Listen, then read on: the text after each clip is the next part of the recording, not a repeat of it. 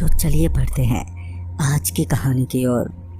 ये घटना है सन 2007 की, जब मैं गुवाहाटी बेलतला से 23 टन चाय पत्ती लेकर NH 107 के रास्ते उदयपुर राजस्थान आ रहा था। गुवाहाटी का घुमावदार रास्ता वैसे तो बहुत ही मुश्किलों भरा था, मगर मुझे ड्राइविंग का लंबा एक्सपीरियंस होने के कारण उतनी दिक्कत नहीं हो रही थी। और तकरीबन अभी मैं 70 की स्पीड में था कि तभी मुझे सामने से एक एम्बुलेंस आती हुई नजर आई। पहले तो मैंने उस एम्बुलेंस पर इतना गौर नहीं किया और ट्रक को एक साइड करते हुए उस एम्बुलेंस को पास होने के लिए रास्ता दे दिया। मगर जैसे ही एम्बुलेंस करीब पहुंचे तो मेरी नज़र उसमें बैठे लोगों पर पड़ी जो बंदूक लिए हुए थे। उन्हें देखते ही मुझे समझने में देर नहीं लगी कि ये कोई एम्बुलेंस नहीं है, बल्कि वहाँ के अल्फा उग्रवादी हैं जिनका इस हाईवे पर आतंक फैला हुआ है। मैंने तुरंत ही ट्रक की स्पीड 80 के पार करते हुए उस एम्बुलेंस के करीब से आगे निकल गया। उस वक्त तो वो एम्बुलेंस आगे चली गई, मगर कुछ ही देर में वो एम्बुलेंस फिर से नजर आई। मैं अपने साइड मिरर से साफ साफ देख सकता था कि वो सभी एम्बुलेंस की खिड़की से बंदूक ताने हुए मुझे ट्रक रोकने के लिए कहे जा रहे थे। मगर मैं इतना तो जानता था कि ट्रक रोकने का मतलब था जान से जाना। लिहाजन मैं ट्रक भगाता रहा और वो अल्फा उग्रवादी अब अपनी नकली एम्बुलेंस लिए मेरे बेहद करीब पहुंच गए थे, जिससे मुझे इस बात का डर था कि कहीं वो लोग ट्रक की टायर पर गोली न मार दें। ऐसे में ट्रक कहीं पर भी पलट जाते और ऐसे में मारे जाते।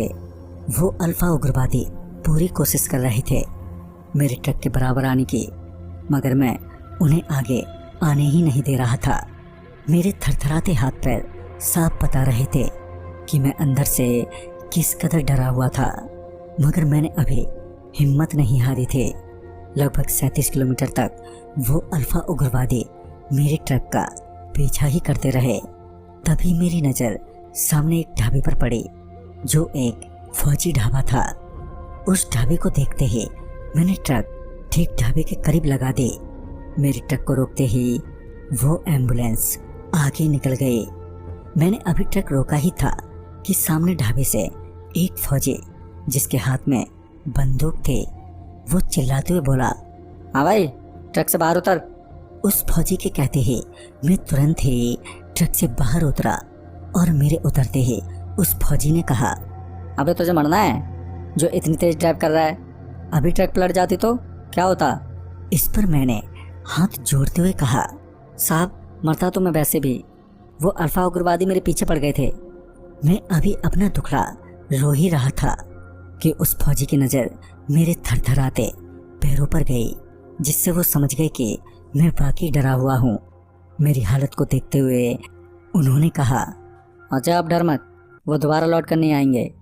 फिर कुछ देर वहीं बिताने के बाद मैं ट्रक लेकर अपने रास्ते निकल गया। हालांकि अभी भी मेरे हाथ पैर कांप ही रहे थे, मगर मेरा निकलना भी बहुत ज़रूरी था। फौजी ढाबे से निकलने के बाद जब मैं तकरीबन 40 किलोमीटर दूर आया तो मुझे ट्रक रोकना ही पड़ा, क्योंकि ट्रक का इंजन काफ़ी गर्म हो गया था। ऐसे में मैं और ड्राइव नहीं कर सकता था।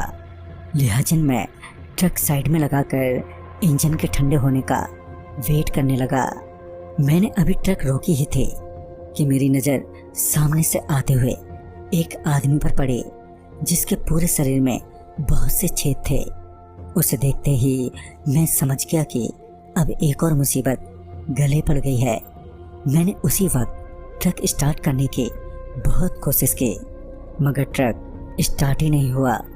मेरी नज़रें अभी भी उसी आदमी पर थीं जो मेरी तरफ बढ़े चले आ रहा था कि तभी अचानक ही मेरे ट्रक का दरवाज़ा खुला और ट्रक का दरवाज़ा खुलते ही मैंने देखा कि बहुत सारे लोग ट्रक के गेट के बाहर जमा हैं। उनके चेहरे इतने भयानक थे कि मेरी चीख निकल गई और देखते ही देखते वो सारे लोग ट्रक के अंदर घुस गए और मुझे पकड़कर ट्रक से नीचे उतारते हुए सड़क के बीचों बीच पटक दिया। वो सारे के सारे मुझे घेर कर नोचने लगे थे कि तभी वहां पर एक फौजी ट्रक आ पहुंचे और उस फौजी ट्रक के रुकते ही वो सारे भूत वहां से गायब हो गए। मगर तब तक मैं लहूलुहान हो गया था। उन फौजी भाइयों ने मुझे उस रात उन भूतों से बचा लिया। रात भर मैं फौजी कैंप में ही रहा, जहां मुझे पता चला कि NH 107 पर इतनी वारदातें हुई हैं जिसमें बहुत सारे लोग मारे गए हैं, जिनकी आत्माएं अब इस जगह पर फंस गई हैं और आने जाने वाले लोगों पर हमला करती रहती हैं। फिर मैं अगली सुबह किसी तरह वहां से चला और सही सलामत उदयपुर आकर माल की डिलीवरी दे दी और ये मेरी जिंदगी का पहला और आखिरी हादसा बन गया। तो दोस्तों, इस कहानी में बस इतना ही। तब तक के लिए बाय एंड टेक केयर।